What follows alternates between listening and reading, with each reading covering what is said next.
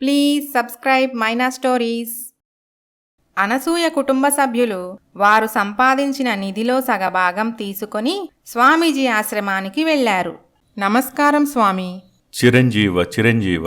స్వామి, మీ సూచన మేరకు ఇంటికి ఈశాన్యం వైపు తవ్వి చూశాము. అక్కడ నిధికి సంబంధించిన కొన్ని ఆధారాలు దొరికాయి.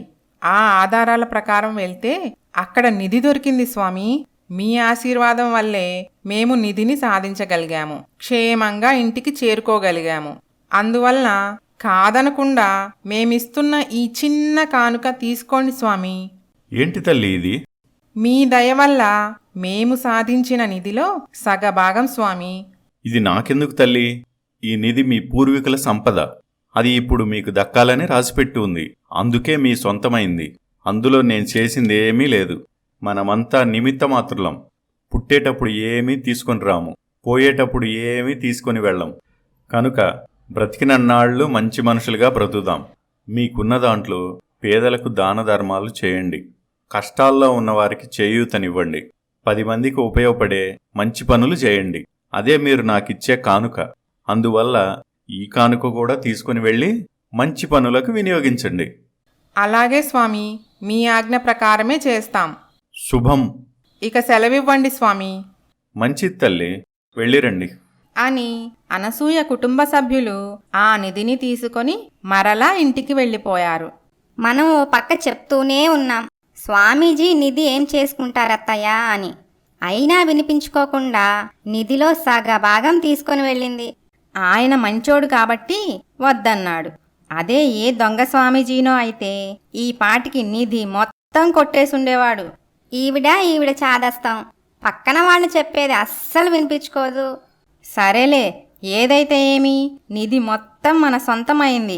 ఇప్పుడు మనకు నచ్చినట్లు ఖర్చు పెట్టుకోవచ్చు, తీరని కోరికలన్నీ తీర్చుకోవచ్చు. ఇంకా ఈ పల్లెటూరులో ఎందుకు, సిటీకి వెళ్ళి పెద్ద బంగ్లా, కార్లు కొనుక్కుందాం. అలాగే చేద్దాం. కానీ ఇక్కడికంటే కార్లు, బంగ్లాలు విదేశాల్లో అయితే చాలా చాలా బాగుంటాయట. నా ఫ్రెండ్స్ చెప్పారు. మనం ప్రపంచ యాత్ర చేసి వద్దాం. తర్వాత మనకి ఎక్కడ నచ్చితే అక్కడ సెటిల్ అవుదాం. విదేశాలు వెళ్ళాలంటే విమానంలోనే వెళ్ళాలి కదా. నాకు ఎప్పటి నుండో విమానం ఎక్కాలని కోరిక. అలాగా? ఇకనేం, వెంటనే వెళ్ళి అత్తయ్యను ఒప్పించి విదేశాలకు తీసుకుని వెళ్దాం. అలాగే, పద. అత్తయ్య, ఏంటి తోడికోడళ్ళిద్దరూ కూడబలుక్కొని వచ్చినట్టున్నారు? ఏం కావాలేంటి? అత్తయ్య, మనం ఎంతో కష్టపడి నిధిని సాధించాం కదా. ఈ విజయాన్ని మనం సెలబ్రేట్ చేసుకుందాం అత్తయ్య. అలా ప్రపంచయాత్ర చేసి విదేశాల్లోని వింతలు విశేషాలు చూసొద్దాం అత్తయ్య. మాకు ఎప్పటి నుండో విదేశాలు చూడాలని ఆశ. వెళ్దాం అత్తయ్య. ప్లీజ్ అత్తయ్య, ప్లీజ్. అమ్మో, ప్రపంచం తిరిగేంత ఓపిక నాకు లేదే. ఈ వయసులో ఏదో కృష్ణ రామ అనుకుంటూ స్వామీజీ అడుగుజాడల్లో నడవాలనుకుంటున్నాను. ఆయన ఆజ్ఞానుసారం దాన ధర్మాలు చేసి నలుగురికి ఉపయోగపడే మంచి పనులు చేద్దామనుకుంటున్నా. అవునా? మరి విమానం ఎక్కాలన్న నా కల కల్లేనా? అదేమీ లేదే. మీ సరదా నేనెందుకు కాదంటాను. మీరు చిన్నపిల్లలు, ఇప్పుడు కాకపోతే ఇంకెప్పుడు తిరిగొస్తారు? మీ ఇష్ట ప్రకారమే ప్రపంచం చూసిరండి. చాలా థ్యాంక్స్ అత్తయ్య. మరి మీరు? మీ మామయ్య నేను ఇంట్లోనే ఉండి 4 మంచి పనులు చేస్తాం. మీరు మీకు కావలసిన ఏర్పాట్లు చూసుకోండి. అలాగే అత్తయ్య అని తోడికోడళ్ళు వారి భర్తలను కూడా ఒప్పించి వారికి కావలసిన ఏర్పాట్లు చేసుకున్నారు. విదేశాలకు బయలుదేరే రోజు రానే వచ్చింది. తోడికోడళ్ళు వారి భర్తలతో కలిసి అత్తమామలకు వీడ్కోలు చెప్పి విమానాశ్రయానికి బయలుదేరారు. అక్కడ విమానాలను దగ్గరగా చూసిన తోడికోడళ్ళు సంతోషంతో ఉబ్బితబ్బిబ్బయ్యారు. చూసావా, అందరూ మన వైపు ఎలా చూస్తున్నారో? అవునవును, విమానాశ్రయంలో కూడా అంతే. అందరూ మన వైపు వింతగా చూశారు. ఎందుకేంటి? మన వేషధారణ వల్ల. మనలాగా లంగా ఓణీలు ఇక్కడెవ్వరైనా వేసుకున్నారా? లేదు. అమ్మాయిలకు అబ్బాయిలకు తేడా పరీక్షగా చూస్తే గానీ తెలియట్లేదు. ఇద్దరు అవే షర్ట్లు, అవే ప్యాంట్లు. వాళ్ళని చూస్తే నాకు నవ్వు వస్తోంది.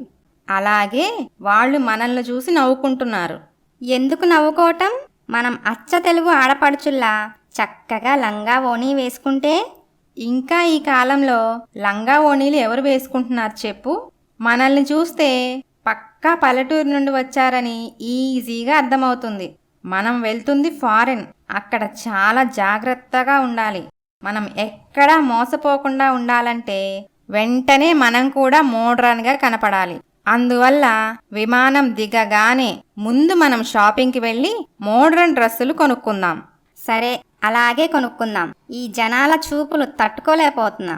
కొంతసేపటికి విమానం ఫారెన్ చేరుకుంది. తోడికోడళ్ళు షాపింగ్కి వెళ్లారు. రాణి, ఈ డ్రెస్ చూడు, చాలా మోడ్రన్గా ఉంది కదా? బాగుంది, కానీ నేను మరీ ఇంత మోడ్రన్వి వేసుకోలేను. పంజాబీ డ్రెస్సులు లాంటివి ఏమైనా దొరికితే చూడు. అలాగే చూద్దాం అనుకుంటూ షాపింగ్ పూర్తి చేసుకొని వారు బుక్ చేసుకున్న హోటల్ రూమ్కి వెళ్ళిపోయారు. కొంత విశ్రాంతి తీసుకున్న తర్వాత అక్కడున్న వింతలు విశేషాలు చూడటానికి బయలుదేరారు. ఇప్పుడు చూడు, మనం ఎంత మోడ్రన్గా ఉన్నామో. ఉన్నాంలే. ఈ డ్రెస్సుల్లో మనల్ని అత్తయ్య గాని చూడాలి, అప్పుడు మనకుంటది. అత్తయ్య లేదు, గిత్తయ్య లేదు. ఇంకెక్కడ అత్తయ్య? మనం ఆవిడ నుండి చాలా దూరం వచ్చేసాం. ఆవిడ గురించి మర్చిపో. హ్యాపీగా ట్రిప్ ఎంజాయ్ చేయి. ఇక్కడ బంగీ జంప్ బాగుంటుందట. పద పద. ఏంటి, అంతెత్తు నుండి కిందకి దూకాలా? వామ్మో, నా వల్ల కాదు. భయం ఎందుకు? సేఫ్గానే ఉంటుంది. ముందు జాగ్రత్తలన్నీ తీసుకుంటారు. మనకేమీ కాదు. నేనెప్పటి నుండో బంగీ జంప్ చేయాలనుకుంటున్నాను. నేను చేసి చూపిస్తా చూడు అని వాణి ధైర్యంగా బంగీ జంప్ చేసింది. వావ్, ఎంత బావుందో! జీవితాంతం మర్చిపోలేని అనుభవం. నువ్వు కూడా ట్రై చేయి. నాకంత ధైర్యం లేదు తల్లి, నన్నొదిలే. అలా తోడికోడళ్ళు ఫారెన్ ట్రిప్ ఎంజాయ్ చేస్తూ ఉన్నారు. ఇంటి దగ్గర అనసూయ, ఏమండి, పిల్లలు ఫోన్ చేశారా? చేశారు అనసూయ, నువ్వు నిద్రపోతున్నావు. వాళ్ళు పుట్టిన దగ్గర నుండి వాళ్ళని విడిచి ఉండటం ఇదే కదండి. ఎలా ఉన్నారో ఏంటో. వాళ్ళు చాలా బాగున్నారట. ఎక్కడికో బయటకు వెళ్తున్నామని చెప్పారు. రూమ్కు వచ్చిన తర్వాత మళ్ళీ ఫోన్ చేస్తామని చెప్పారు. ఓహో, అలాగా. ఏమండి, మన పనిలోకి వచ్చే సుబ్బమ్మకి క్యాన్సర్ వచ్చిందట. అయ్యో, అలాగా? వైద్యం చేయించుకుంటుందా? రెక్కాడితే గాని డొక్కాడిని బ్రతుకు. 3 పూటలా తిండికే కష్టంగా ఉంటుంది. ఇక వైద్యం ఎలా చేయించుకుంటుంది? తెలిసిన వారిని డబ్బులు అడుగుతుంటే ఎవ్వరూ కనకరించటం లేదట.